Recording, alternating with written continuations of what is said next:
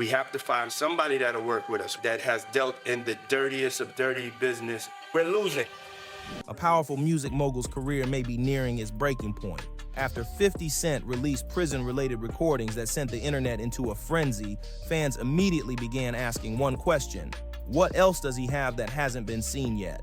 That question only grew louder when he sat down to discuss his upcoming Netflix docuseries, Sean Combs, The Recording. Well, Diddy was recording because he thought he was about to beat the case. So he wanted to do a Netflix documentary. Didn't pay the guy, and then 50 got all 140 hours of footage of secret Diddy tactics. Well, there's a guy named Neil who was mentioned in the court, works right up under Diddy, was organizing everything. Allegedly, they are saying that he is on video, film, tampering with witnesses, giving out addresses, offering money, bribing, we'll pay for your lawyers, all kind of shit that could be counted as witness tampering, obstruction of justice. And 50 of all people has his hands on this footage. And I'm hearing that this could implicate Diddy's lawyers in some bullshit. They could be charged. This shit is getting wild.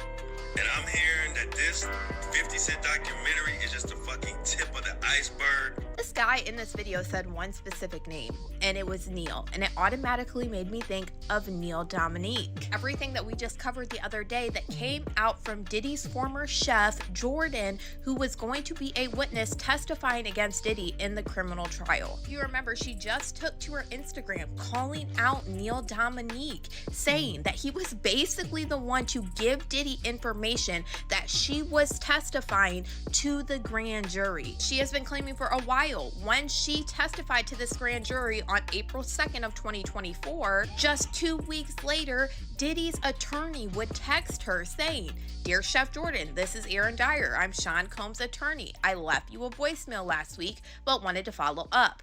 I have been told you have been contacted by law enforcement and might want an attorney to represent you." So that man in this video was basically saying that 50 Cent has video footage of Diddy talking to these people and setting this up to go after reckoning.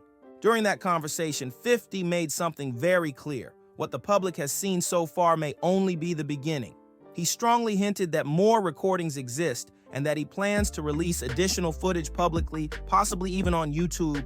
And that wasn't the only bombshell. One of the most shocking claims to emerge after the interview was an allegation that the mogul attempted to intimidate or influence a juror. While these claims remain unproven, the internet quickly erupted with speculation and debate. Then came another jaw-dropping reveal. 50 openly stated that he possesses over 140 hours of footage. When people questioned him online, he doubled down, posting that yes, the footage exists. That alone stunned fans. But what came next raised even more eyebrows. 50 began explaining why he chose to pursue this documentary now, revealing that many individuals who previously refused to participate in past projects finally agreed to speak. According to him, they felt protected and no longer afraid. One of the most— You and Wolf, I got y'all tickets to LA. I said, all right, cool. So I go down there and I pick up the tickets to LA. I got Wolf ticket. I got a Wolf ticket. So I'm calling Wolf up. I said, yo, Wolf, I got your ticket to go to LA. And Wolf said, I ain't going. I said, what you mean you ain't going? He said, yo, Gene, I ain't gonna tell you how I'm making I ain't gonna tell you how to make your money, but I'm gonna let you know this. I told Puff them if they wasn't gonna take 2 tour buses of my niggas out there with us, I'm not going. Wolf is the head of all the functions that has to do with Puff dealing with security. I have my own contract with Puff, yeah. Paul Offord ran Green Gate Security, which is the daily operations of Puff stuff. That's his house, his cars, his transportation. He ran the office, the bad boy office, the clothing, all that shit. He ran the deli operation with his security. Wolf is over whatever's happening with Puff. You understand? Wolf tells Puff and them and tell Kirksborough and them, no, if y'all not going out there right, nobody should go. Most intense moments, he said, was reviewing footage from the mogul's final days before arrest and indictment, describing the experience as explosive and deeply unsettling. For 50, this project wasn't about rumors, it was about receipts. He also addressed why many A-list figures connected to the inner circle have remained silent, suggesting years of quiet documentation and patience led to this exact moment. Behind the scenes, legal pushback reportedly followed. Statements were issued calling the documentary unlawful, and attempts were allegedly made to pressure Netflix. One notable omission Anywhere that had to do with California. And it wasn't because of the Jake situation. It was that he wanted to be safe, and the only way he felt safe if he was going out there with the dudes from his clique. And that was the Valley Mob. That's the only way. Wolf ended up losing his life behind Puff and his bullshit. And people they didn't even put that in the documentary. Wolf ended up losing his life behind Puff and his bullshit. And that bullshit was with BMF. That's a big segment in my book that I wrote that whole shit. I wrote a whole big situation in my book regarding that, Mighty. And I know you're doing this. I want to say that right there because I was there the night that Meech had promised Puff, you know what I'm saying? He ain't have to worry about Suge Knight. He ain't have to worry about nobody from this point on. And telling Puff some shit like that made him think that he could talk to Wolf any kind of way. Because if anybody knew, BMF was powerful back then. They had dudes from everywhere. And Meech telling him he ain't have to worry about nobody no more. It made Puff think that he could tell Wolf that he didn't need Wolf no more. And one thing from the series involved the death of a former bodyguard, Anthony Wolf Jones.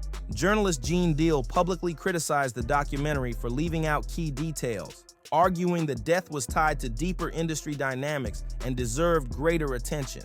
Meanwhile, reports suggest the mogul and his family are preparing a massive defamation lawsuit, potentially worth over $1 billion. However, legal experts note that such a move would require proving that all claims presented are false, which could open additional scrutiny. Financial strain is also part of the conversation. Even immense wealth can be tested by prolonged legal battles and stalled income. Another controversial issue raised involves recordings of private conversations with legal counsel, a move that, if true, could undermine attorney-client privilege. The docuseries also includes archival footage, audio interviews, and that she witnessed a gangbang, which actually we know it as called a train. And she worked on the album, The Train to Paris. And like I heard one of the YouTube, it could be Tistel, say that we didn't know what the train to Paris meant. But now we know that the train to Paris was a train in Scotland, according to Dawn. It wasn't a train in Paris, it was a train in Scotland. Now, only time I ever witnessed Puff doing something is when 2 guys and 2 girls would go in the room. And that was just regular. And however they did it, whatever they did, that was their business. But he gotten bold enough, whereas that he would do that in front of Dawn and other people at a poolside in Scotland. You sure it was Scotland, man? Yeah, that's what she said, man.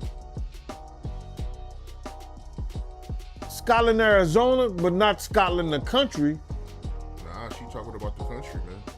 Wow.